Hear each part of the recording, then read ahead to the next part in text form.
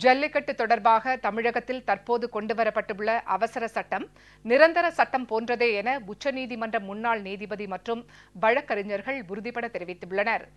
தமிழகத்தில் ஜல்லிக்கட்டு விளையாட்டுப் போட்டியை நடத்துவதற்கு இருந்த தடையை முற்றிலுமாக நீக்கும் வகையில் கொண்டுவரப்பட்டுள்ள அவசர சட்டம் சட்டமன்றத்தில் நிறைவேற்றப்பட்டதும் நிரந்தர சட்டமாகிவிடும் என உச்சநீதிமன்ற முன்னாள் நீதிபதி திரு மார்க்கண்டேய கட்ஜு தெரிவித்துள்ளார்.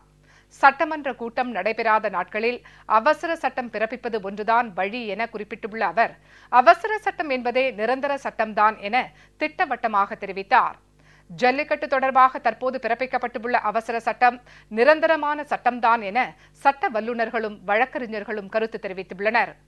இந்த அவசர சட்டம் அப்படிங்கிறத பொறுத்த வரைக்கும் இது ஒரு தற்காலிகமானது, இது நிரந்தரமானது அல்ல. இதன் காரணமாக எதிர்காலத்தில் ஒரு வழக்கு உச்சநீதிமன்றத்தில் தொடரலாம் அப்படின்னு சொன்னாலும் சரி, தமிழக அரசு தற்போது முன்னெடுத்துள்ள சட்ட வல்லுநர்களின் கருத்தை பெற்று ஒரு சட்ட வடிவு, அதுவும் மத்திய அரசினுடைய 3 துறைகள் ஒப்புதல் பெறப்பட்டு மத்திய அரசில் இருக்கக்கூடிய ஒரு மத்திய சட்டத்திலே மாநிலத்தின் விதிவிலக்காக சில விஷயங்கள் தள்ளி வைக்கப்பட்டு தவிர்க்கப்பட்டு காளைகள் காட்சி பொருள் அப்படிங்கிற விஷயத்திலிருந்து நீக்கம் செய்யப்பட்டு அந்த அடிப்படையில் சட்டம் உருவாக்கப்பட்டிருக்கிறது.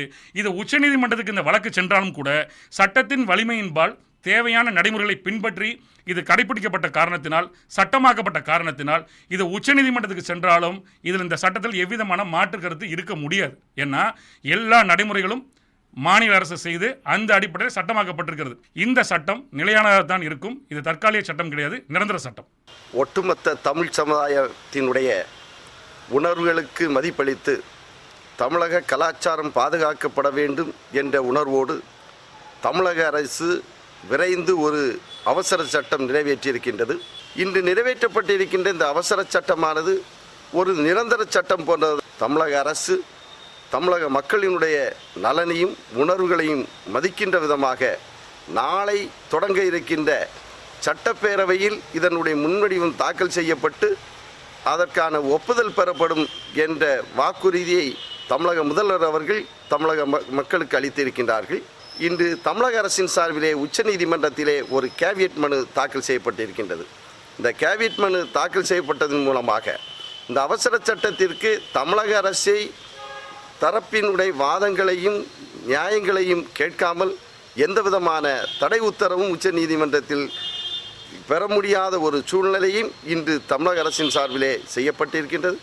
இதனிடையே தமிழகத்தில் ஜல்லிக்கட்டு மீதான தடையை நீக்க தீவிர நடவடிக்கைகள் மேற்கொண்டு ஜல்லிக்கட்டு நிகழ்ச்சியை நடத்த ஏதுவாக அவசர சட்டம் கொண்டு வந்ததோடு உடனடியாக ஜல்லிக்கட்டு நடத்த ஏற்பாடுகள் செய்த தமிழக அரசுக்கு ஜல்லிக்கட்டு வீரர்கள், இளைஞர்கள், விளையாட்டு ஆர்வலர்கள், மாணவ மாணவியர், பொதுமக்கள் உள்ளிட்ட அனைத்து தரப்பினரும் நெஞ்சார்ந்த பாராட்டு தெரிவித்துள்ளனர்.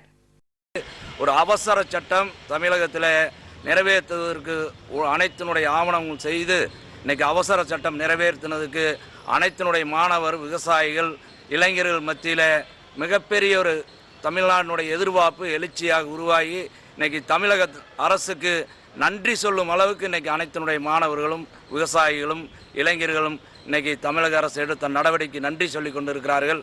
ஜல்லிக்கட்டு போட்டி இன்னைக்கு பல்வேறு இடத்துல நடைபெற்று கொண்டிருக்கிறது. அந்த அடிப்படையில் மாண்பு முதலமைச்சர் அவர்களுக்கும் அனைத்து நடவடிக்கை எடுத்ததுக்கு, விவசாயிகளுக்கு ஆதரவாக நடவடிக்கை எடுத்ததுக்கு கொங்கு நாடு விவசாயிகள் கட்சியின் சார்பில் மனமார்ந்த நன்றி தெரிவித்துக் கொண்டு